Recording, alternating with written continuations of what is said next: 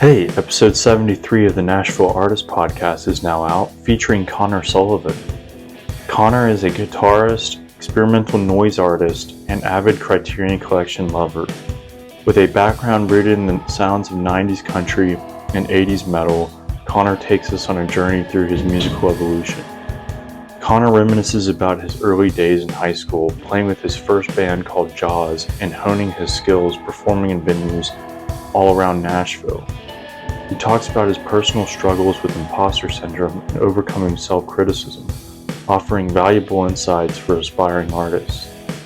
Conner is a multi-faceted musician actively involved in 4 different bands: Argus, Blackened, Snõõper, and Nineveh. He shares captivating stories from touring the UK with Snõõper and emphasizes the significance of having a dedicated tour manager. Discover his favorite venue, The End, and get insider recommendations for dining at Mitchell's Deli and Lucky Bamboo. Conner's advice for fellow artists emphasizes the importance of networking, self-promotion, and genuine kindness. You can support him as an artist by following him on social media, sharing his music, and purchasing his work on Bandcamp. You can even snag one of his screen-printed t-shirts. Influences from notable authors like Henry Miller, Cormac McCarthy, J.D. Salinger, and Eugene Robinson. Musical influences include Nirvana, Neil Young, Grateful Dead, John Coltrane, Aphex Twin, Merzbow, and Frank Ocean. Enjoy the podcast episode.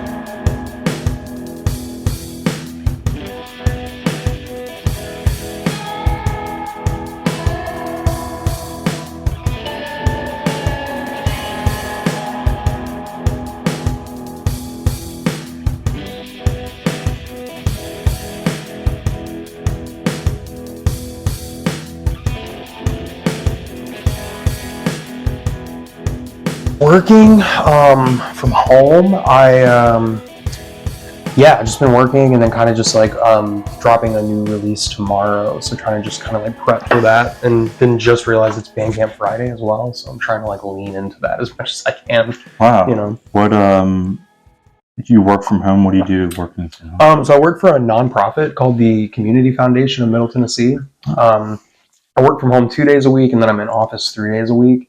I am essentially just someone who, basically the Department of Health, the Tennessee Department of Health gives out grants to childcare providers all throughout the state, but they have to apply for it.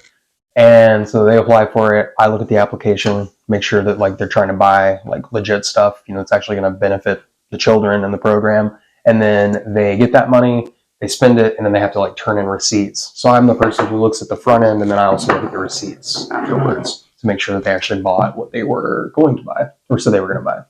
Nice. So yeah, it's pretty chill. Nice. It's nice you get to work at home. Yeah, I love 2 days a week. I wish I could do it every day. It would be so sick. It's way more productive. Are you able to do more work and do more of what you want to be doing? Oh, while you're at home? 1,000%. Yeah, it makes it where I'm able to like at home, like kind of pump the brakes a little bit and do some like my own, like I'll do some music stuff or read, and then I'll knock out a bunch of work and then go back to it and just kind of and then in the office, really just hit it hard, Okay, cool. We'll get started here. Yeah, let's do it, man. Hey everyone, welcome to the Nashville Artist. I'm Jordan, and today Conner Sullivan is here. Thank you for coming over and doing this. Thank you for having me. I'm very, very excited. Awesome. I'm looking forward to it for a while. Heck yeah. So where are you from? I was born and raised in Nashville, Tennessee. Well, technically Hermitage, out east. But Nashville's one of those places. It's got all these little sub neighborhoods. So technically Nashville. Nice. Do you have any siblings? I do have a younger sister named Carly.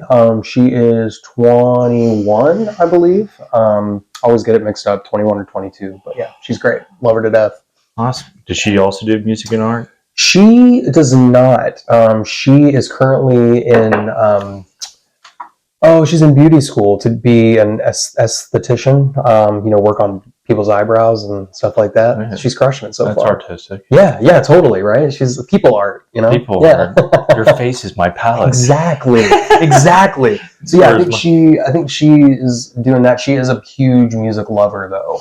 Oh yeah? Definitely a music connoisseur. Yeah. Has she been to a lot of Snõõper shows? She has not actually been to a Snõõper show yet. Oh, really? We have only played 2, maybe just 1 actually in Nashville since I joined, and she was not able to make it. So hopefully very soon. Did she go to school here in Nashville? Yeah, she went to McGavick High School, and then she's currently enrolled at the Paul Mitchell Beauty School. Oh, that's cool. Which I believe is somewhere in this great city, Right. Yeah. What about your parents? Are they into art or music? They kind of the same thing as my sister. They're really into music, and they like going to concerts, and they love like 80s like hair metal, and my mom loves country. Grew up on a lot of like 90s country and 80s metal, which is sick, but they don't play or anything like that. They are certainly fans. Yeah. Have they been to a Snõõper show? They have, yeah, and they that was really cool because that was the first time in years that they had come out to one of my shows, and it was really cool to just see them in that environment, just right. Like, they're other world. Yeah, 100%. It's like the colliding of other energy. Yeah, exactly, man. Just absolutely colliding. I love it so much, and they were really stoked on it. So that's amazing. So what were you like as a little kid? Or what were you into as a little kid? When I was a kid, I have a really, really vivid memory of being very into music. It took me a while to realize that I wanted to play music, but I loved like just listening to whatever was playing. I didn't really have any like defined tastes or anything like that. I really love to read. Apparently I was like always talking and always making up stories and always just going, which as I personally think has faded some as I've gotten older, and it's probably for the best. But yeah, I think I was really just like energetic and running around, trying out some different sports. None of them ever stuck. I'm just not the most athletic guy out there. But music eventually stuck. So what books would you like to read? So my absolute all-time favorite whenever I was a kid, and like still to this day is one of my favorite, is Where the Wild Things Are. That was a really special one to me. My grandmother bought it for me on a whim just because of how much I liked the cover, and did not think I was going to like really love it. And then that was the staple, It's like we read it once and we were both like just hooked instantly. So it's really special. It's a great book. That and The Giving Tree. Loved The Giving Tree. Yeah. Also really like did you ever read any of the Arthur books? Oh yeah. Yeah. Really like I watched Arthur. Oh, totally. Yeah. We're a huge Arthur guy over here. DW. And Buster, the whole gang. Buster, yeah, dude. That was like on if you caught like Saturday morning cartoons. Oh yeah. Every afternoon on PBS too. Or PBS. Yeah, with like Zaboomafoo. You ever watch Zaboomafoo? I think so, maybe. It was like the Pratt, I think the Pratt brothers, and it's like 2 guys, and then they just like have this lemur, and they just talk about like jungle and like African plains, like wildlife and things like that. It's so sick. It's so cool. I remember zoo books. Oh, I do. Man, I never had zoo books. That was something we always saw the commercial, and I was like, I really want that. I really want that. And it was just like, it's not in the budget, sorry, but they always looked really sick. Yeah.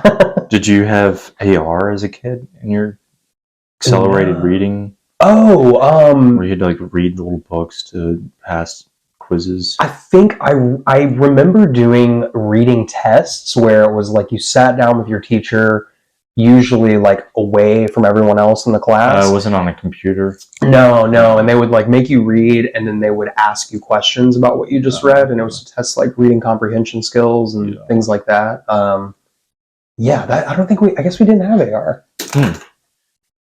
I read because of AR, I would read a lot of Magic Treehouse books. Oh yeah, those are sick too. Wow, I hadn't thought about this in a long time. So, when you were younger, what excited you about music, or what first got you into music and art? I think the first thing that I remember loving when I was like 5 or 6, my dad loves Kiss, and we would just listen to Kiss all the time. And I still love Kiss. They're so sick. And I think it's so funny because they like have such bad records, but then the ones that hit so hard. So I loved Kiss, and then kind of just like getting into like a lot of, my dad had this like leather bound CD case where it was just like, it has the little slits. You take them out of the case and you put them in there, you know? And I would just flip through there and just like take out whatever sounded interesting. So I would just listen to like a lot. It's crazy. He would have like a lot of like Metallica, but it was like 90s Metallica. It was like the post Cliff Burton stuff. And then the, like a lot of Van Halen and a lot of like Def Leppard, just all the big like hair bands, you know? So that was really like the first jumping off point. And it just seemed really cool to like just play. Like, you know, honestly, just like wanting to like be like playing guitar. It just seemed so sick. But really what truly did it for me was just like discovering Nirvana, basically. That's like my all-time fave, and just like immediately was like, now this I like. I wanna be Kurt Cobain, basically. And it's certainly like subsided a lot. Like I feel like I don't wear that influence on my sleeve as much as I used to, but I definitely still like, that's my guy. That's my guy. Oh yeah. Yeah. Did you learn a lot of those songs growing up? Oh yeah. I like pretty much would learn with my buddy Ash. We would just like geek out over them in middle school, and we would pretty much come home and like at least one day of the week, every week, we would watch something Nirvana related, like the Unplugged set or the I think maybe the Paramount Halloween show that they did. And he had tablature books for like all their records, so we would just kind of like really hone in on like one for the evening or something like that. And just while I'm waiting for my mom to pick me up, we're just like jamming on it and just pretending that we are Nirvana, basically. Yeah. Dude. What do you think of his guitar work as a guitarist? Oh, Kurt's? Yeah. Yeah, I think he like, I mean, it's like, I personally think it's weird. It's like back then I feel like it was, I used to think it was like, man, nobody else was doing this. But then the older I get, I also am like really inspired and drawn to Neil Young. And Kurt basically like lifted everything he did, this like sort of loud, quiet dynamic from like Neil Young's like grunge records. He put out a record called Rust Never Sleeps that was like some people call it the first grunge record, and I think that like inspired Kurt a lot. So I feel like it's really cool because Kurt is like really technically proficient, but I feel like he just like it was just like oozing with passion the way that he played, and like it was, no matter how messy it came across, it still was like just inherently good to me. Yeah. Yeah. Interesting. Yeah, because I like, people are like, yeah, he played weird, but he played well, but he like sounded good. I don't know. Yeah, it's like he's not conventionally good, but he also like wrote in his journals a lot about just like practicing guitar for like 6 hours a day. And it's like, you can't be, if you're doing that every day for years, right? Like, at least you're good at what you do. Exactly. Good And at his thing. Exactly. And he like, he literally made like what I would think of as like he set like a benchmark for like that alternative rock scene, you know? Dude, it is insane how big Nirvana is. Truly. Like, I looked at them I hadn't listened to them in a while. I looked at them on Spotify, and it was like 27 million or something. Yeah. Oh my god. Well, and they're like, I didn't realize how like pop. Right. And only having 3 records too, with 3 studio records, and then like, you know, a couple like live ones, and then like a B-sides, and then an unplugged, and it's just like that was enough to just make such a big impact. And still to this day, yeah. I mean, we're just hitting 30 years, like almost to the date of their last record coming out. So it's just like, still 30 years. That's crazy. Yeah. You know? And they don't even play that music anymore. No. Chris is a lawyer, you know, and then Dave is doing dad rock. Right. Foo Fighters. Yeah. Right. Okay, so I'm guessing like guitar was your first instrument? Yes. It's your main instrument? Yeah, and it's funny, it was my main instrument, and I, for a while, my sole instrument too, yeah. And so you would say like early influences were like Ace Frehley and like guitarists from like Van Halen. I would say, I think I have to say, because if my dad listens to this and I don't say Eddie Van Halen, he's probably going to like lose his mind. So I'm going to say Eddie Van Halen for sure, because that is probably like the first guitar solos. Yeah, love Ace Frehley. Kurt Cobain for sure. And I think King Buzz from the Melvins too is another big one, just because it's like, that's just riffs all the time, you know? Right. But yeah, I think those would probably be some of like the earliest ones. Nice. So did you play like in school, or did you have bands? So I took lessons from a cousin, and then I had a really hard time like really committing to lessons and staying with it, basically. So I kind of fell out, and then I kind of just started teaching myself instead and learning whatever I wanted to. And then I didn't actually like go to school for it until high school, when I went to Nashville School of the Arts for guitar.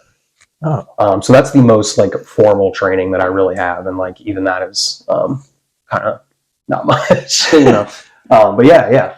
Nice. So like in high school, you were like in guitar classes. Yes. Or did you have bands and stuff in high school? There was like a jazz ensemble and I think a pop ensemble too, but I wasn't in those. Or outside of school? Oh, yes. So in high school, the main one was Jaws, with two W's.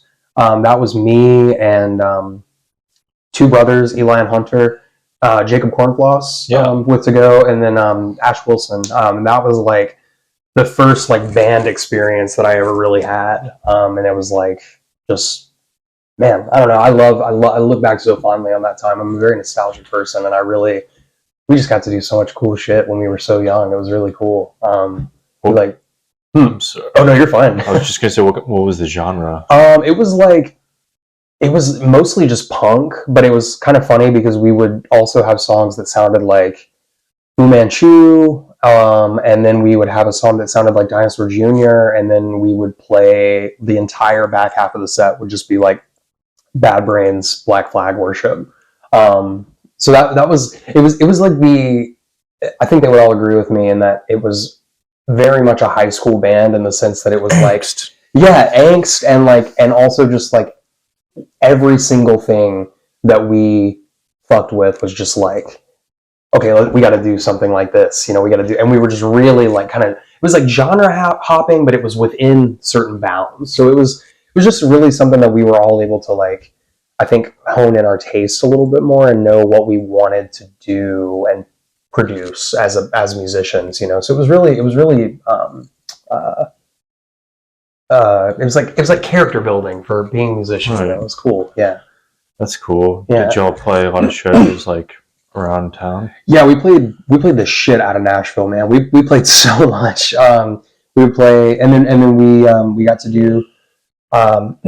We did a compilation 7-inch and then a 4-song EP on Infinity Cat. So we got to do some shows with like Jeff the Brotherhood and Diarrhea Planet, Music Band, Daddy Issues. Those were like the 4 main, like we all loved them, and we played some out of town shows with them as well. But yeah, definitely played in the city a lot. How long were y'all together? So it started as a thing with Eli and Hunter, like it's just the two of them being brothers. I think the lifespan of the like core 5 lineup was like late 2013 through early 2016, and then it kind of fizzled out after that. 2013 to 2016. Mm-hmm. What about after that? Did you play in a couple other bands, or? So after I was not in Jaws anymore, I did a very, very short-lived project called Celosia, which was like just like straight, like kind of like beat down hardcore sort of, with some friends. And we did like one EP that we recorded at the vocalist Tucker's parents' like barn in the backyard, and that was really fun. was me, Tucker, this guy Josh Landreth, and Gabe Manuel. They're in this band from Nashville called Chamber. So shouts out Chamber if you're listening. And then Cole Green was the other guitar player, and he is my like creative life partner. So yeah, we did that, and then also that's right around the time that I started leaning into Argus, just my solo stuff, and which is way less band oriented for sure. Oh, nice! You're able to like make all that on your own. Yeah, like that was just like me being like, okay, I'm gonna do something that's just me, and that way I'm held to no standards but my own. You know, I can just basically do whatever I want, and there's no form. Freedom. Freedom, yeah, love it. Love the freedom.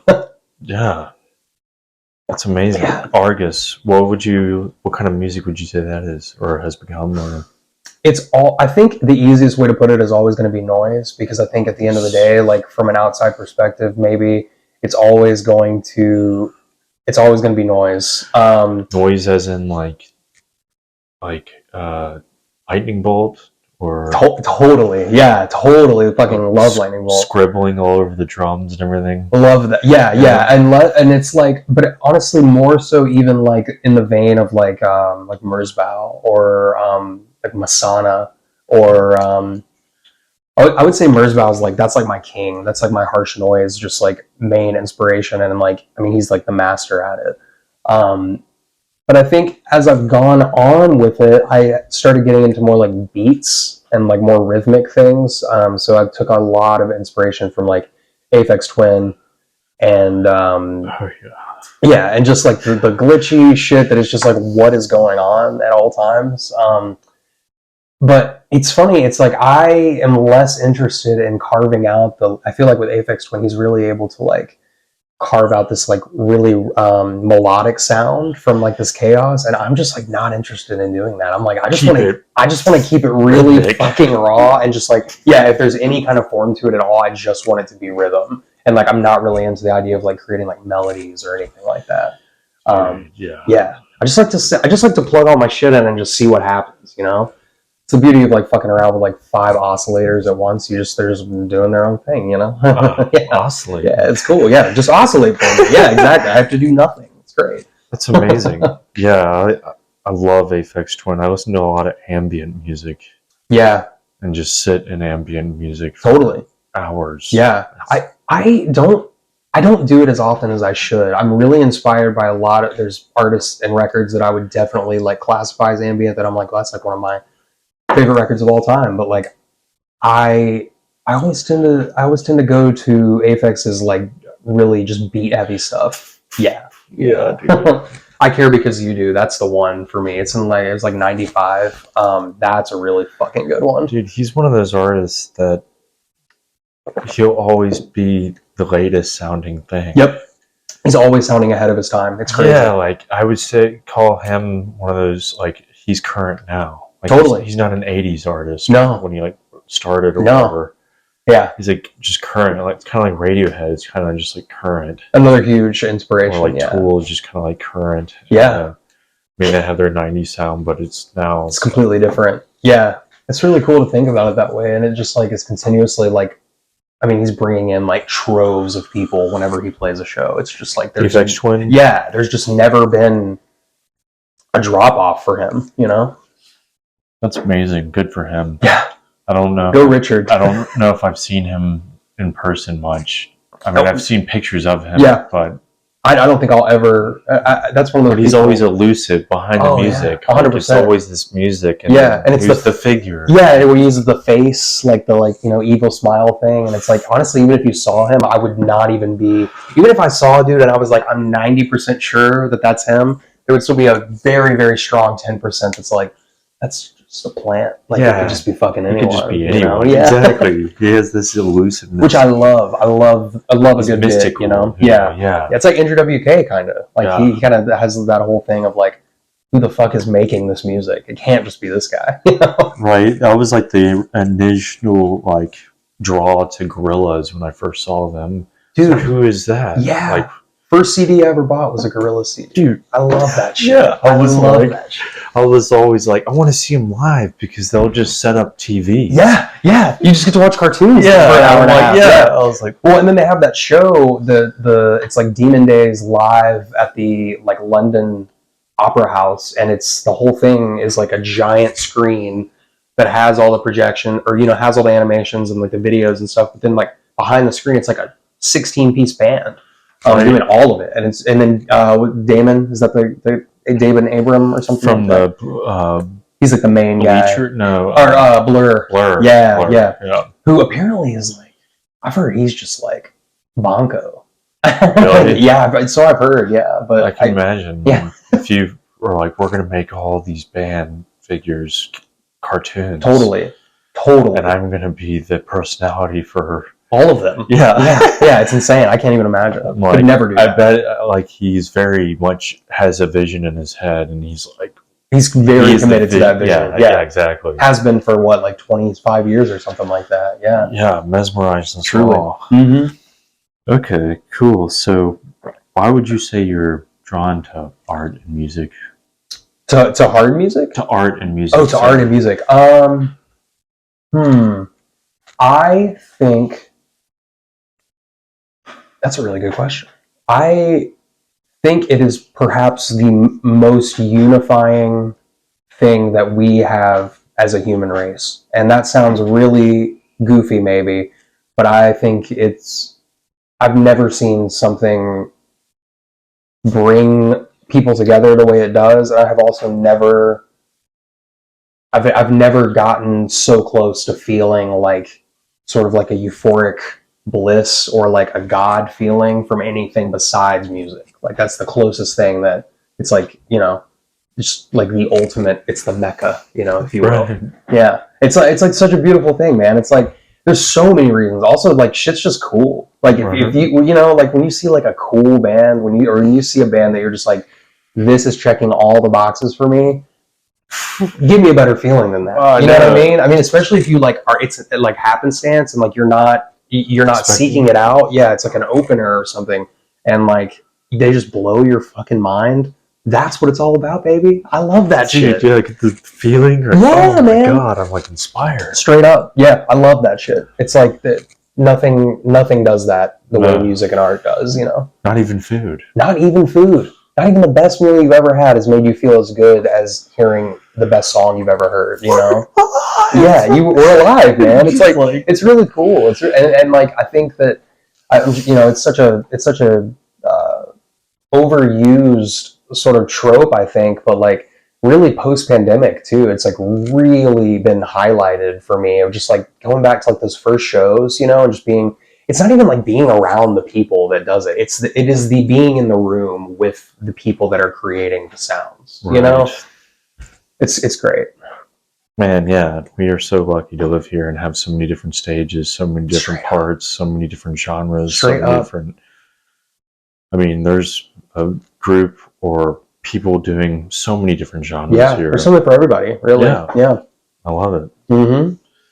Okay, so how do you develop your artistic skills? Do you practice like every day, or do you have routines?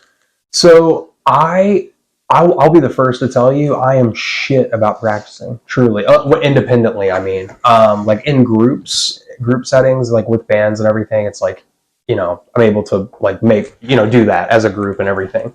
But practicing independently is something that like I really struggle with sometimes. I think I have a lot of like imposter syndrome. And so I'll just kind of think like, I'm never going to get to X point. So why even start? You know what I mean? So it's really something that I have to like break myself out of a lot to do. With my electronic music and noise music and everything, I actually try to not really like, it's such a formless thing that I really just let kind of like speak for itself and do its own thing. It's like, it's hard to practice that. Honestly, the biggest thing to practice with that is just setting everything up. I'm like, how fast can I make my entire table like filled with all my stuff, and how fast can I take it down just to like keep sound guys off my ass, But I think when I do it, I am kind of routine with it. I'll like try to just like really kind of like what you were talking about with your room. It's like you want to like make the feng shui right. You want to have like a space that is just dedicated to that, which can be really hard if you're not, if you just are lacking in like the physical space, you know, Right. like, you've only got so many rooms. But I think I do go through just like intense periods of like, I'll like really like hyper fixate on practicing guitar, playing Neil Young songs, or, you know, XYZ. Nice. So you like listen to a record and play along with it? You know, I've actually never really done that. I will listen to full records, and then I'll be like, I really like this song, and then I'll just go and like look up like the tabs for it or whatever, and like just learn how to play that, and then usually just like really try to like get just really good at that song, basically, and then I'm just like, all right, I'm done with this one, just move on to the next one, you know? Nice. Yeah. Neil Young. Love him.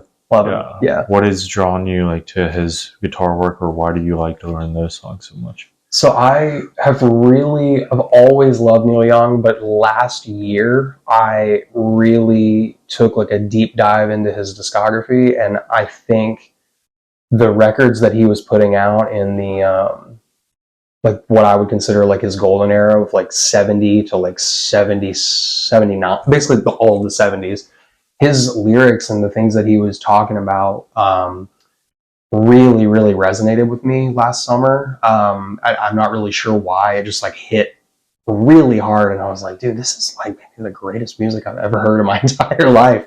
And I still feel that way. Like I'm like, it's like so fucking good. I like his playing kind of for the same reason that I like Kurt's so much, because it's like this, when he's on, he is so fucking on, dude. Like it's like, but it's like sloppy, but you know it's like fucking amazing, you know? It's like, even if like he can't cut like the hottest solo of all time, you know, it's like when he does do one, you're like, that's fucking Neil Young. It's like, you know who you're listening to, you know?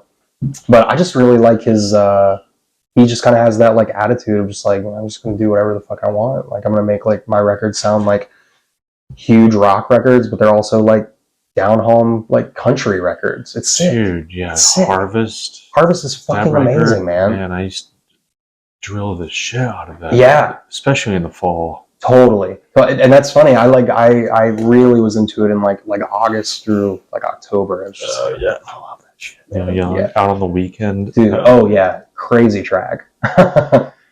Awesome. So of all time, who are your favorite artists, musicians, people? Okay, you know what? I'm not even gonna lie. I was preparing for this question, so I actually wrote it down in my notes, and I'm probably gonna completely deviate from it. But I would say, already said Nirvana. So yeah, Nirvana, Neil Young, the Grateful Dead, but like, you know, only certain Grateful Dead. Like, there's a cutoff point for sure. But basically, like, you know, 60s through 79 Grateful Dead, and then probably John Coltrane. Nice. Sick. Yeah, Elvin Jones is crazy. Elvin Jones is my favorite drummer, man. Yeah. That dude is a fucking monster. Crazy. Like, I love John Coltrane because it's like, we're gonna play jazz, but you're gonna play it loud and fast, and like, he basically made it noise music, which is why I'm like, it is. It's like it's like, it's crazy, man. It's so fast. And there's a point where and I'm like so inspired by strong-willed musicians like Neil Young, you know, or like John Coltrane, where it's just like, I know what I want to do, and I'm going to do it, and fuck you. And Elvin Jones. And Elvin, yeah. Everyone was like, I don't like his style. It's not good jazz. He's like, all right. It's like, fuck, I'm going to do what I want to do. Yeah. Dude, it's so sick. It's like the most like honorable shit to me. I mean, it's like, stick to your guns. Absolutely. Yeah. I love it. And so it's funny, like John Coltrane, it's like his early shit is so beautiful, and like Love Supreme, you know, is like, that was kind of like the sort of bridging the gap between the like really nice sort of like ballads and whatnot, and then going into just like this sort of like Ascension and Ohm era where it's just like mass chaos, but like Nah, it's not like he knew. You know what I mean? It's like Yeah. he's just like, I've never listened to the records before where I've just been like, dude, this guy is really all. I mean, the whole ensemble. It's like even past Elvin Jones' time and like McCoy Tyner and all those people. It's like this dude is like letting the music speak for itself in a way that I've never heard. I mean, maybe Grateful Dead, like Jerry, kind of. I feel like similar things, but like, yeah, man, it's so cool. It's so cool. Yeah, dude. So awesome. So Neil Young, Nirvana, John Coltrane, Grateful Dead. Yeah, man, I think that's pretty fucking. I mean, there's so much, man. There's so much like heavy stuff too, like death metal and like hardcore that I'm also like really into. I would say the band Blacklisted from Philly. They're like a hardcore band that was around in like the early 2000s, and they kind of stopped being an active band probably about like 5 or something years ago. But they just like they have this one record that just I always go back to it. It's just like so short. It's called Heavier Than Heaven, Lonelier Than God, and it's just like, man, it's such a good record. But yeah, I could go on and on. Honestly, my favorite artists change all the time. I think. I understand. You get it. I get it. So you play in like 4 bands right now, right? Yeah, let's see. Yeah, so we got Argus. Three band or 4 bands. 4, yeah, 4. So there's a one brand spanking new. So we got Argus, and that's just me. And then there's Blackened, which is kind of like metallic hardcore, with some good buddies of mine that I've known for a long time. Then I play in Snõõper as well. That's a relatively new one. That was about 6 months ago that I joined. And then new thing, which is a duo with my buddy Cole, called Nineveh. And it's like just kind of more, it's kind of like Argus, but it's just like more noise and improv and experimental stuff, tape loops, things like that. Nice. How did you like become a part of each one of those? So Argus that one's probably the easiest one to answer. I was just like, fuck it, I'm gonna do this. So there's that. Blackened started with the vocalist Dan. Shouts out Dan. He hit me up in like I guess it was 2019, because it was about a year before the pandemic started, and he just said that he was kind of had some riffs and had some songs that he wanted to play and like give life to, and he asked me if I would be interested in playing guitar, and I was like, hell yeah. So we just kind of met up, and then we recruited our friend Mitchell, who's an amazing drummer, one of my favorites. He joined us, and then it was our buddy Jack, and just like one thing led to another, and then we got our friend Nolan, who plays in this band called Kubla Khan, from Texas, and we just wrote those songs, and yeah, we still it's kind of like the most laid back band ever. Like we just only do what works for all of us. We don't ever try to make a square peg fit in a round hole. We get a show offer or something, and it's just not the right time. It's just not the right time. Right. And we've been slowly working on new stuff. Nineveh basically became a thing because of my previous collaborations with my friend Cole Green. He's got a project called Lazar House, and we have made a record. We made a record together at the end of 2020, and we just build it under Argus and Lazar House. And then we just, again, that's the guy I was like, he's like my creative life partner. It's like he just like gets me, and I feel like I get him, and like what we want to accomplish with our solo things. And so it just made so much sense to like have a combined force project as well. So we were like, yeah, let's just basically combine our 2 solo things, but give it like a new name to just make it easier to kind of distinguish, So there's that one. And then Snõõper, I have known all of them for like 10 years, basically. Like me and, it's funny, like it's like me and then Connor Cummins is the other guitar player. And we played in bands like on the same bills for years and years and years. We never really like, we were always just like acquaintances. We never really like hung out or anything like that. And then I was just at one of their shows last May, and after their set, they were just like, "Hey, would you want to like play guitar with us later this year?" And I was like, "Fuck yeah!" And I thought that it was just going to be like a fill-in thing. Like I thought they just needed me for like one tour or one couple shows or something like that, and then it just stuck, and here we are. Now we're doing the thing. So yeah, nice. And y'all got to play overseas. Yeah, we just did a UK run in November, first week and a half of November. How was that? It's fucking crazy. It was crazy. Like it, honestly, the being in a different country, that was my first time out of the country, so I was just blown back by that, in the best way. Everybody's very direct over there in the UK. Also, just like the shows and the show culture there is like, it's so like vibrant. We were not expecting like the energy that we got, but it was really sick. It was really sick, and just like seeing like like the cool Beatles stuff in London, and like seeing just like random like the Big Ben, the clock and all that. Yeah, it was like really cool, and like driving around like in Scotland and seeing like the like just the hills and like the Cotswolds and all that stuff. It's crazy. Wow. Yeah, the shows were really great. I don't think we were expecting how many of them, or really any of them, to sell out, and then like all but 2 did. So it was like, okay, not mad at that. All right. When you say they're very direct over there, what do you mean?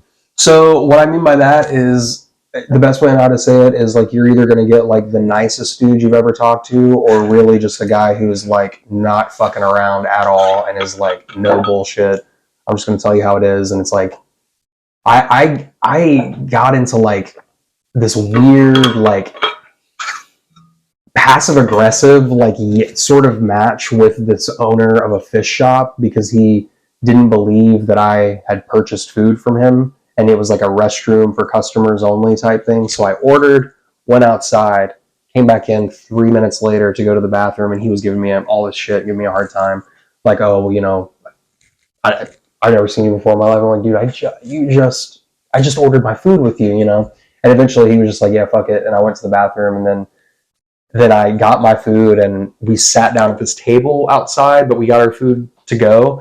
And whenever he walked by the window, it was like really fucking crowded in the storefront. But like, when I have a point to prove, I can be an asshole. And I was just kind of like, made sure he saw me and like waved to him, like, hey man, look, I got food and I went to your bathroom. So, I'm a customer. And he like plowed through the entire storefront, like in through this group of people, and he just like pops out and he's like, hey man, you got your food to go, you can't sit down. And I was like, all right, touche, you win. Okay. But I did get to go to the bathroom though. So it was just like weird, that kind of stuff of like, I would not expect somebody to just like plow through the entire packed storefront just to be like, no, right, you cannot sit at my table. Wow. So, whatever. And you're a patron. Yeah, exactly. It was like, man, I just spent like £18 on your stuff, or euros, or whatever the fuck it was. Do you have any like advice for someone who's going to be touring Europe? Get a TM. Rent like Shell if you can. A TM? Yeah, tour manager. Oh yeah. If you can get a TM in anywhere overseas, if you've never been there before, that is like absolutely. It was a game changer, because they will, if you get one that has like a van and they're willing to drive you, it's like you're going to get to your shows on time, barring any unforeseen circumstances. They know the roads, they know the shortcuts, they know the cool spots to just stop off and be like, hey, here's a fucking, literally a camel in the middle of Scotland, which was really sick. Would not expect that. The last thing I was expecting to see was a fucking camel. Yeah. But there it was. So yeah, getting a TM I think is like crucial. Nice. Yeah, tour manager. Were y'all able to get one? We did, yeah. We had this guy Brian. Shouts out Brian. And yeah, we used some of his gear. He helped us load. He sold merch for us. He really did a lot of the like things that it's like you don't realize how much time you're having to spend doing these things. And it's like as fun as like selling merches and all this stuff. It's like when you're in a new place, overwhelming. It's completely overwhelming. Yeah. And like you get over there and you're like, shit, I don't even have time to like eat 3 meals, much less do these little sort of housekeeping things. So it's really nice to just have like the extra hands, you know? It's very good. I'll keep that in mind. So, what inspires your creativity? Wow. I love this question. I'm a huge movie guy. There's the obvious answer of like just listening to other artists and seeing what works for them and almost like finding out what their creative process is and seeing if I can learn anything from that. But I do get a lot of inspiration from like the media that I watch, for sure, and books too. Books, love like Henry Miller and Cormac McCarthy. J.D. Salinger is another one. The Glass Family, you know, that he created in his in all of his novels and everything.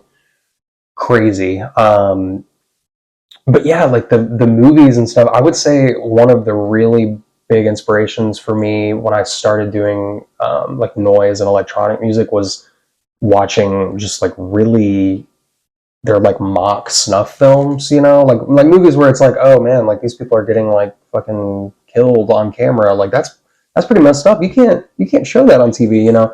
And then I kind of grew out of that, but I still feel like that this sort of like art style of just making things that are like so real or appear to be so real, that just make you like, you have to confront it. It's like, right, I mean, it's like right there, you know, and it's not like a box office movie, you know what I mean? Like, but to where they're going to shy away and things like that. But so that was kind of starting out, but I'm like a really big, I love like the Coen brothers movies.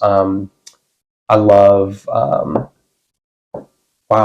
this is crazy. I'm usually able to talk about movies for like 5 hours without stopping. And now I'm like, Dude, Cormac McCarthy, I remember reading The Road in high school. Yeah, it's a on great the one. Last day I read it, I cried so much. Oh yeah, yeah. Have you read Blood Meridian? No, but that is extremely intense. My brother's reading it, and he's in the Marines. He's in the process of reading it right now? Yeah. Whoa. Last time I talked to him, he was reading it, and he's like... It's fucked. Yeah. It's like, it's easy. It became my favorite book. It's really hard. Like he says, it's really intense. Like, yeah. Brutal violence. Yeah, and it's crazy because the way that it depicts this violence is, it does it in such a neutral way, because where it's like it's like nature. Yeah, it's like just like a primitive thing, even though it's so like, if you read, grotesque. Yeah, it's so grotesque, and it's also like the context for which it's happening. It's like two groups of people that are it's like a political power struggle thing, but it also is just like the main group that like the main character is in. It's like they are doing it just because they fucking love it, and like they just want to be despicable, basically. And it's like, but it's never written like that. It's never written just like in the same way where it's not ever written for the people that they are doing it against. It's like there's no clear line of good and bad. Exactly. Yeah. It's like you are making that. You are making that like moral compass and establishing it as you read. And it's like, and it's pretty fucking easy to like read it, I think. I guess for some people, it's like, I feel like it's easy to read it and be like, okay, that's bad. No, they should not be doing that. And then it's like, these guys, I kind of get it, because they're fighting for their fucking lives, you know? I think it's just really cool when it's just written in such like an unorthodox way. I mean, you read The Road, so you know how like descriptive he is. I mean, he can just go on and on about like fucking patch of land and how it looks. And it's like, damn, it's been 3 pages of you talking about this one patch of land, but you're selling it for me. I can see it. You know? Dude, yeah, when he's talking about the guy taking a piss, and he's like, I'm about to blow his head off, or like not let him get my son. Yeah. And like the whole page, that's such a gripping. Oh yeah. I mean, even in the movie, it was really gripping. Totally. In the book, I'm just like, oh my God. You're like glued to the page, man. It's crazy. Yeah, he's like a wordsmith. That was one of the biggest. It sucks that he died last year. I didn't know that. Yeah. I think in like June of last year. I haven't read All the Pretty Horses yet. I've started it. It's good. I really am into that. Like, sort of like dystopian, like it's like dystopian Western, dismal, like yeah. And just like you live in a town where the population is like 700, but there's, you live it's like 30 miles to the nearest person. It's just wasteland. Desolate. Yeah, it's crazy. Yeah, I love his books. I've read also like 9 Stories by J.D. Salinger. Dude, that the banana boat one. Dog. Yes, this is perfect. That was a very that's my other favorite book. Interesting, arc for a story. You're like, maybe it'll end well. Nope, the complete opposite. Also, the last one about I can't remember what his name is, but it's like the kid. They're on the cruise ship, and he's got these like supernatural powers, but it never explicitly says that. But he's like a seer. It's like he knows shit that's gonna happen and everything. It's like fucking crazy. But yeah, 9 Stories is like another actually huge inspiration for me. I like the last record that I put out under Argus that was just me was initially going to be a concept record about that book, and each song was going to be one of the 9 stories. And are you going to name one of them Banana Boat or whatever? I was going to name it, or Banana Fish. Banana Fish, yeah. I think I was going to name it. I think my idea for every song title was a random line of text from each of the stories. So I probably was reading it and was like, oh, that sounds cool. That sounds like it'll be a cool song. And I just didn't. It ended up evolving into something else. But it's always I think about those stories. You obviously Catcher in the Rye. You know what?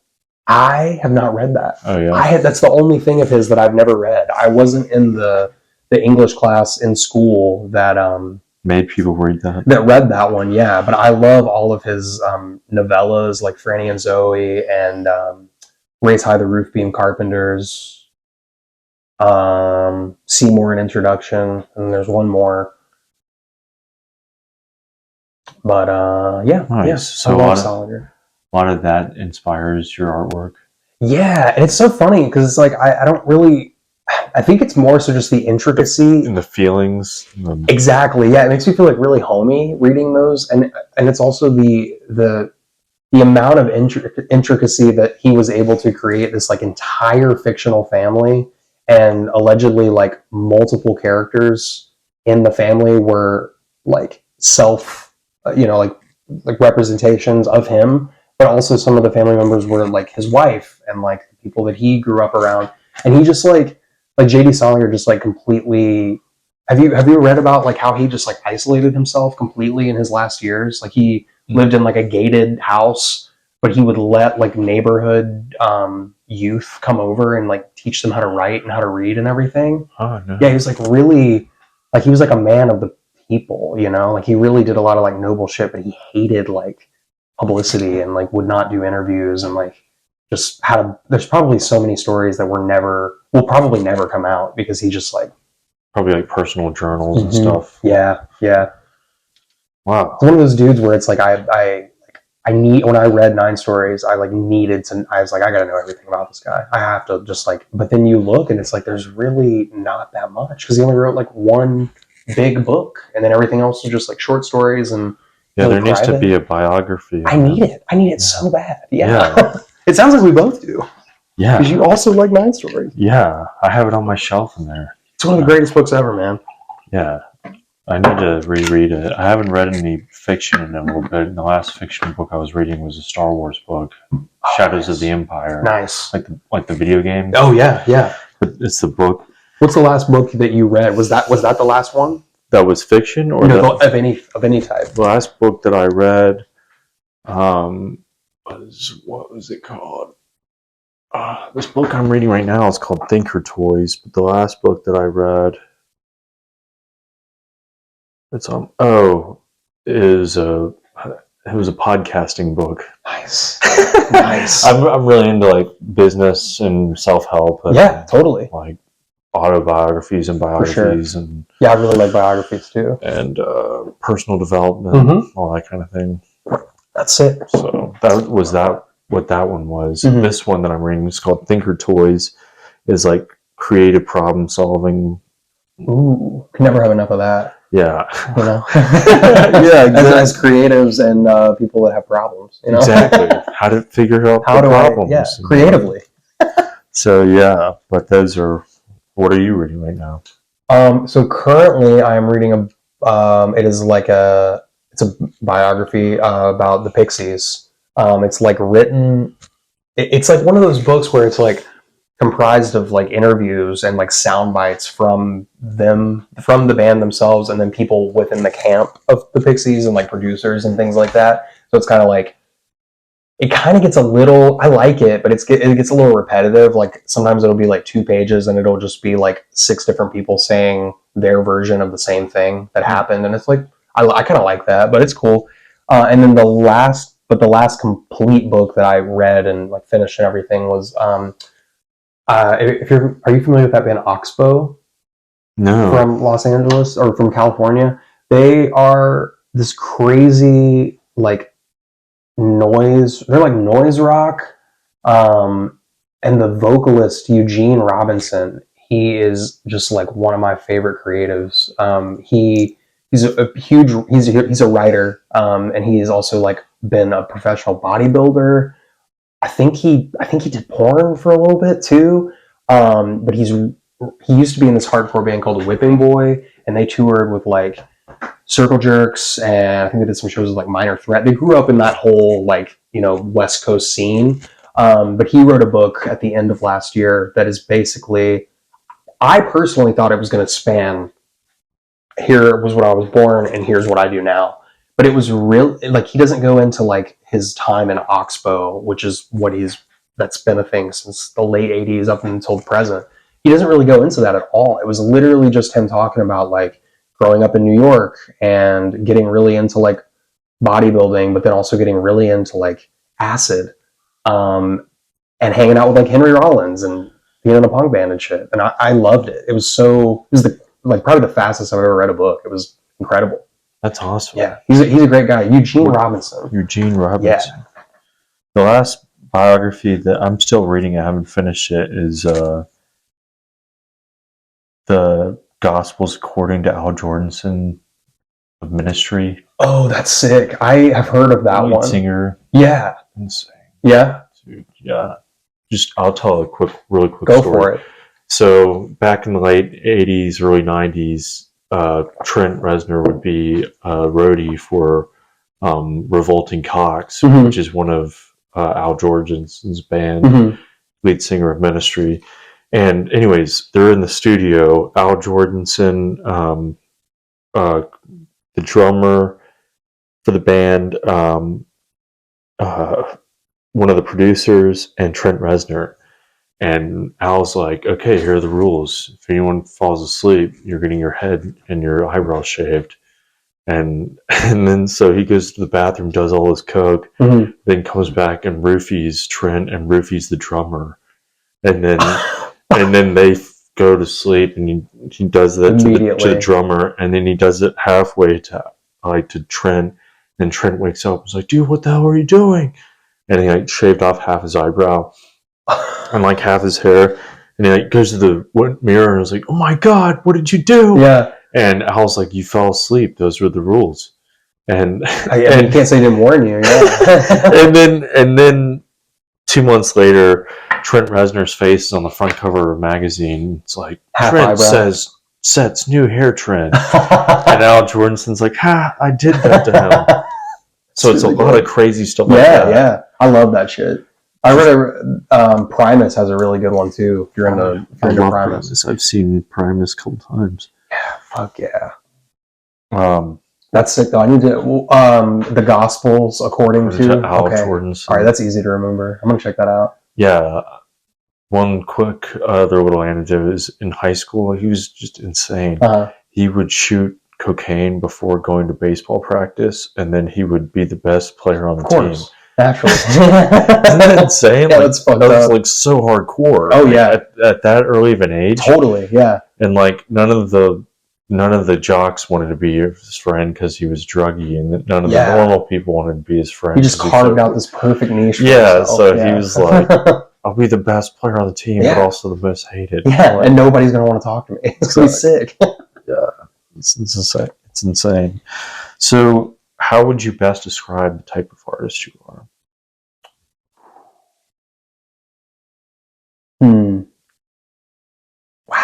These are great questions, Jordan. Man, I love when they make me think. Damn.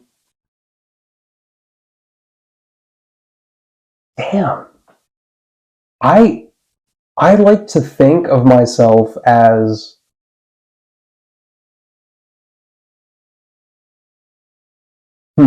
I like to think of myself, I don't really know a word for it, but I like to think of myself as someone who tries not to box himself in too much. Like I'm trying to always add new elements to what I'm doing, while also maintaining a sort of constant string that is like, you know, it has your own like little flavor in it, you know. I'm thinking about like Argus mainly. I always try to like keep that consistent while also changing up like what I am doing on a particular release.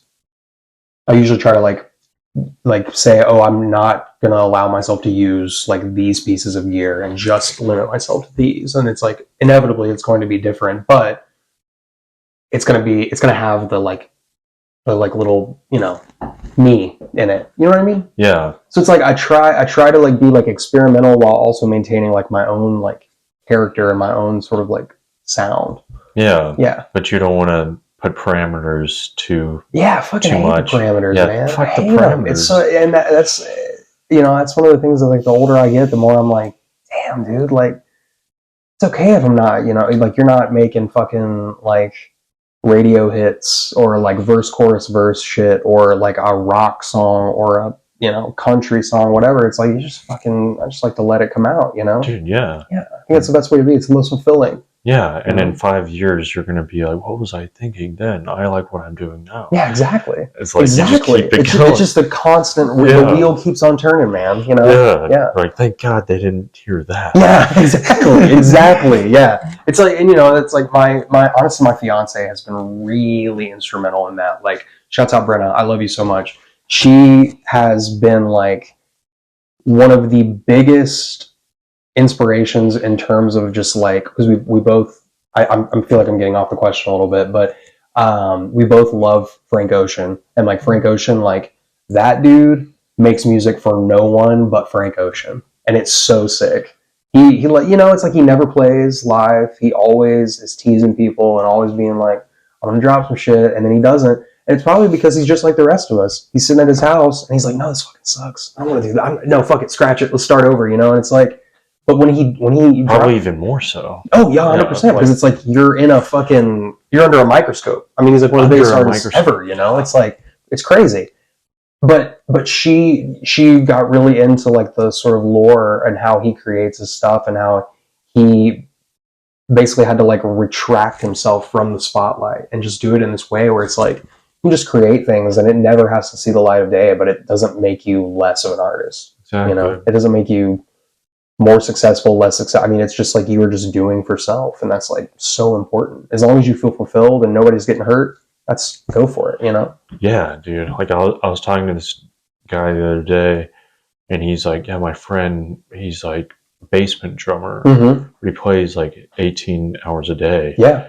And like he probably fucking loves it. Rip any, like I was like comparing him to all these people. He's like, dude, he would tear them apart. Yeah. Like he's every day. Like he doesn't play shows. Yeah. He doesn't go out. Well, yeah. That's all he does. Yeah. It's just like a secret weapon. Yeah. You know? Yeah. Seriously. Yeah. Seriously. He's like, I've lost girlfriends. I've lost relationships. I've lost friends. Like, yeah. And I'm like, man, dude, the commitment. Well, and yeah, man, it's like going back to like what we were talking about earlier with like the favorite artist thing. It's like, dude, you've got to respect the commitment and the like just straight, like, it's like raw passion and love. And it's like, how can you fucking knock that? You know? I mean, it's like, if he's happy and he's like able to like just carve this place out in this life that is so fucking chaotic, you know, and just like, it's awesome. It's really like honorable. It's beautiful. Yeah, totally. It's like a shining star. Exactly. And the world will never know his name. You know? We'll never know his name. Yeah. All right, cool. So what would you say your strengths and weaknesses as an artist are? Wow. My biggest weakness is definitely myself. I will have days where I have fully convinced myself you're not a musician, you're not a fucking artist, you're taking the easy way out when you when you do certain things, or you're not dedicated enough to the craft to consider yourself, an artist. And so honestly, that is my biggest weakness is the intrusive self thoughts, Being overly critical of yourself. Being overly critical of myself, yeah. And I do think that one of my strengths is that when, on the occasions when I'm able to conquer that, I can just I will get in my zone and I'm just on top of the world. It just completely turns my mood around, and then when I'm in those modes, I feel like I collaborate really well. I really just thrive off of that sharing that energy with people, and same for live performances. Snõõper is honestly a really good example of that. I feel really, really locked in with the other 4 members of Snõõper. Playing live with them, it has completely revitalized my viewpoint of just art in general. I don't know what it is. I can't explain it, but I just love the connection with other people and just the release of that. So yeah, weakness, myself, strength, conquering myself. No. Sometimes I win. I understand. Then other times I win. So you've always lived in Nashville, right? Yeah. I guess you've decided to stay here. I mean, for the time being, yeah, until I simply can't afford it anymore, which just seems like the most possible outcome at this point. What part of town do you live in? I live in Donaldson right now. Oh, okay. Yeah, which love it. We got really lucky and we just have a little cottage house over there. Yeah. Nice. This is going to be kind of hard for you to answer since you haven't lived anywhere else, but what would you say is something you've learned living here? Damn. That is a tough one because I've never spent an extended amount of time elsewhere. Man. Yeah, I don't really know how you would answer that. I'm not sure. I think no, you know what, I can answer. I've learned everything from living here because I've only lived here. So everything I know about making it in a big city or whatever, I guess I learned from here. You know what I mean? Yeah. Can't say that about anywhere else. Right. Do you have any favorite? Do you have a favorite venue in Nashville? Yeah. I always say the End. I fucking love the End. That place is so sick. Bruce, the whole crew there, I love it. It's so perfectly divey. One of those places where you're scared to open the bathroom door because you never know what you're gonna get. The sound in there is usually consistently great. I have seen the best shows that I've ever been to at that venue. The energy when that room is packed and it's full of 500 people that fucking love what they're seeing. Again, you can't top that, man. It's great. Wow. Yeah. I have yet to be at an end show where it's that packed. Oh yeah. I've been there when it's packed, but not wall to wall 500. Yeah. Yeah, it's magical, man. I love the balcony setup too. I've jumped off the balcony. Yeah, I love how they have a little separation area. Yeah. So if you want to chill more, you can go over there. Yeah, and it's great because you're right up on the action. I mean, it's right there. You can touch the people, but it's if you want to just recluse yourself a little bit, you can just. I mean, it's great. It sounds good wherever you're standing. Yeah, it's great. Yeah, I love the End. Do you have a favorite restaurant or food here? Ooh, dude. For a really, really long time, it was Mitchell Deli. Oh yeah. And I still fucking love Mitchell Deli. But honestly, I think, and I'm a total late bloomer when it comes to discovering this place, but Lucky Bamboo. Oh my God. I haven't been there. Dude, so word on the street is they're closing in April because their lease is ending, so you gotta go. You've got to go. What kind of food is it? It's authentic Chinese food. Oh, okay. And the space is beautiful. They're all so nice in there. But yeah, that place rocks. Okay, I'll definitely check that out. Yeah, can't recommend it enough. Lucky Bamboo. Mm-hmm. Okay, cool. So what is some advice you would give to someone who's going to move here and do art and music? My advice, it's funny. I feel like advice always comes out cliche, whatever you want to call it, you know. But I will say, I think it's really important that if you move here and you're just like starting from scratch and you don't have any connects here, it's like just network as much as possible and like sell yourself as much as possible, because it can be obviously incredibly overwhelming to move to quote quote music city and just be like, dude, they're trying to like make yourself known. Obviously, is like so difficult, and I haven't exactly done that. But I think what I mean is like it can be really discouraging to be in a new place and not have other people that you feel like are on that wavelength. But like it's like we were talking about earlier. It's like there's something for everybody around here, and so I think it's really important to like commit to that and just stick to your guns and stick to what you want to do, and like the rest will follow suit. Also, be nice. That's the other thing too. Be fucking nice. Be friendly. Be friendly. It will take you so far. I love. Not sure about anybody else, but I fucking love talking to nice people. Right. So being nice I think it's really important. This is definitely a nicer city. I think people are very friendly here. I think so too. And I think that we should keep that going. Like, I don't think people have this like chip on their shoulder as much. No, not at all. I think we should keep that going. Definitely. You know? Definitely. Okay, cool. Reflecting back on when you first started as an artist, what is one of the biggest challenges you've had to overcome, and how did you get through it?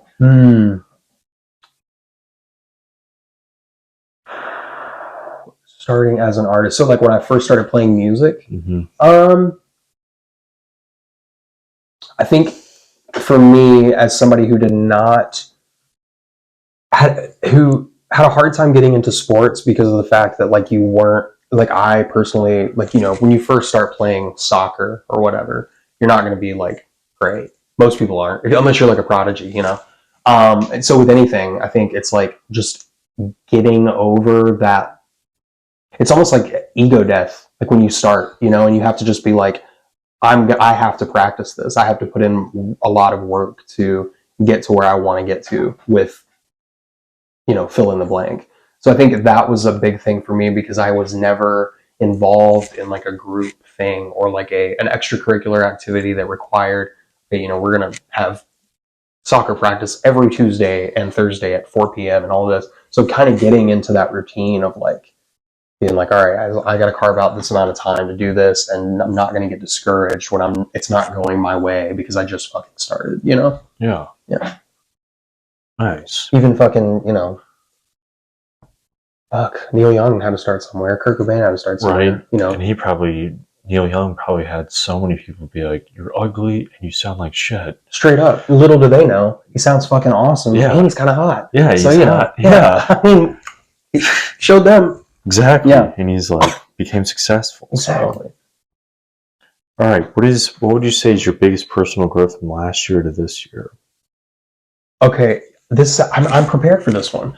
I feel like I have two. I think that I am more confident than I was last year. And I think it's directly connected to my second thing, which is I have finally gotten into like a nice little fitness routine. That's always been, I think that's one of the main ongoing themes of this podcast tonight has been like, I have a hard time getting into new routines and like holding myself accountable in that way. But I have finally like been going to the gym like 3 or 4 times a week.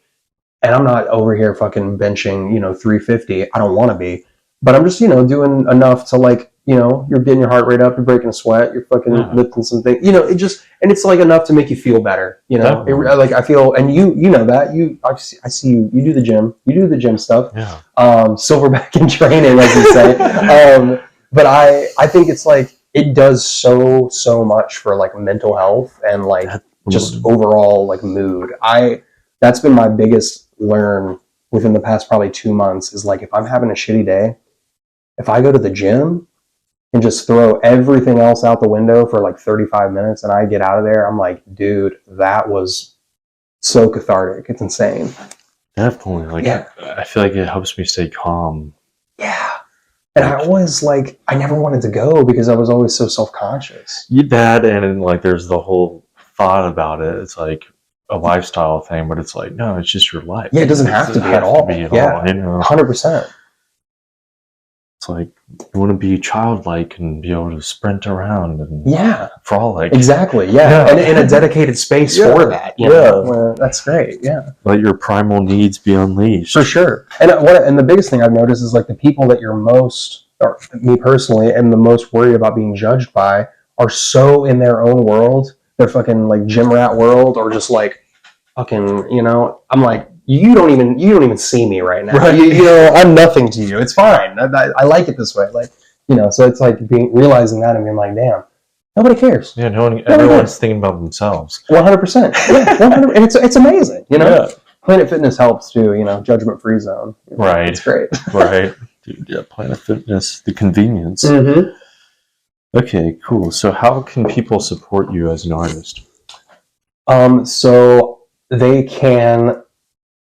Honestly, I really just get so giddy when people just share my stuff. So, you know, if you like what you see or hear, you can share it, but you can also go to my Bandcamps, I guess, and buy the music, and it goes straight into my pocket. But also, like, if you don't want to buy it, that's okay too.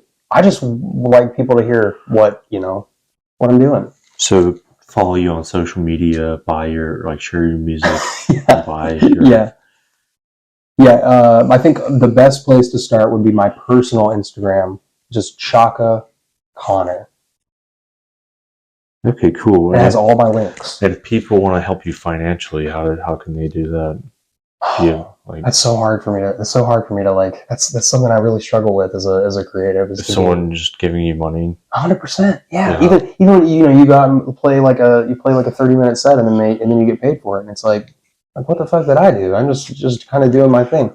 But I guess like the Bandcamp would be the way to donate or whatever. Yeah, Bandcamp, and I would say that because I want you to get something for your money that you work hard for. Definitely. I just know like people that have financial means and they like people's music. Yeah. They're like, I don't know how to help them, but I like their vision. Yeah. Want more of it. Yeah. Well, I'm always trying to I just recently started with the new project that's coming out tomorrow, which is Nineveh.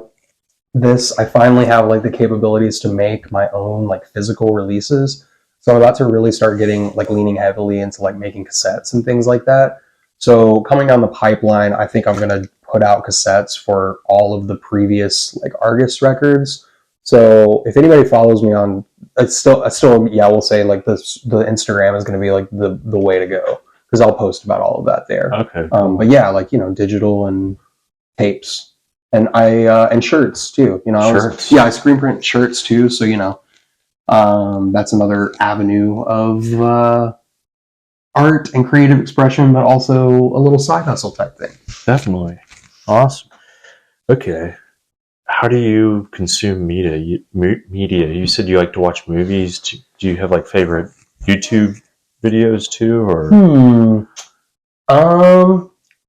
YouTube. Do you know who Donkey is? Donkey? Yeah, he's technically a streamer, I guess. And he's just really into video games. Me and my buddy Ethan really fucking love him. He just has this funny voice that he does, but it's really comforting to watch. He's just fucking hilarious. And then I don't really watch anything else on YouTube that much. And then I think all my other media intake is pretty just standard channels Netflix, Hulu, HBO. I love, though, I will say, the Criterion Collection. Oh yeah. I do collect Criterion Collection Blu-rays and DVDs. So if I have the physical, movie to watch, I always prefer that over streaming it. The scene selection. Hell yeah. You get it. Yeah. Okay, cool. Is there anything you would like to add that I might not have asked you about? No, it's incredibly comprehensive. You crushed this. Oh. Well, there's a reason why you're on episode, 173? 72. 172, is that No. 72. Oh, okay. You'll be episode 73. Right on. Well, you're gonna get to 172. I know it because this rocks. You're crushing it. Well, thank you. Yeah, you have really well-informed questions, and you're so easy to talk to. Thanks for having me. I really awesome. I've enjoyed my time, and no, you crushed it. I guess the only other thing is I would say like, just like smoke weed. I guess like weed rocks. Yeah, I was trying to like hand this to you during it, but I was like, maybe he doesn't want to hit it because some people get high and then they like. That does happen to me. Then they like don't so this know. Is perfect timing. Okay. Well, here's the last question. What is something absurd you love or do? Something absurd that I love to do? Love or do. It could be something or something you do. Oh, wow. Absurd.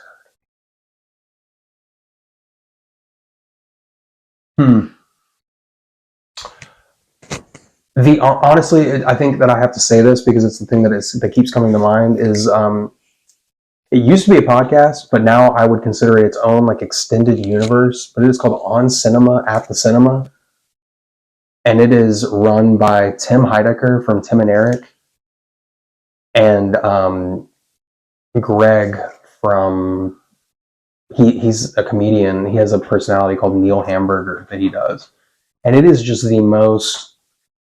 I have never enjoyed immersing myself in like a thing as much as I have enjoyed that. Started out as like a podcast where they like review movies, but it's like they're like fictionalized versions of themselves basically, and they just like as the seasons have gone on over the past like 15 years, it's gotten so just insane. So that is my recommendation of absurdity is On Cinema at the Cinema. I love it. And I could, if I talk about it and tried to explain what it is, we would add another 2 hours to the podcast. So, We'll check it out. Yeah. Then. Okay, awesome. Well, thank you, Conner, for coming over and doing this. Of course, man. Thanks for having me. Absolutely.